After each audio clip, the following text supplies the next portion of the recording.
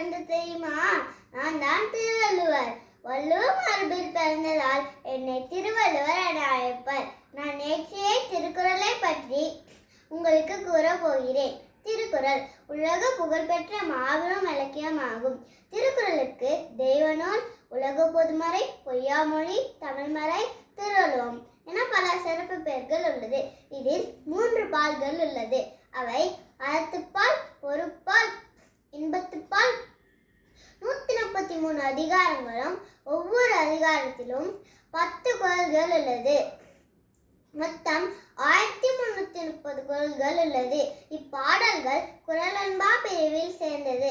குறள் என்றால் குறுகிய அடிகள் கொண்ட பாடல் என்று பொருள்.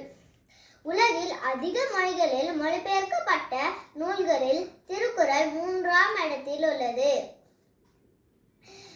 இதுவரை 107 மொழிகளில் மொழிபெயர்க்கப்பட்டுள்ளது. திருக்குறளில் முதல் அதிகாரம் கடவுள் வாழ்த்து. முதல் குறள் அகர முதல எழுத்தெல்லாம் ஆதி பகவன் முதற்றே உலகு. பொருள் எழுத்துக்கள் அனைத்தும் அகத்தே முதன்மையான கொண்டது போல இவ்வுலகில் கடவுளே முதன்மையான ஆனவர் ஆவார். இறைவன் மனிதனுக்கு கூறியது கீதை, மனிதன் இறைவனுக்கு கூறியது திருவாசகம், மனிதன் மனிதனுக்கு கூறியது திருக்குறள். தமிழை நேசிப்போம், தமிழை வளர்ப்போம். நன்றி, வணக்கம்.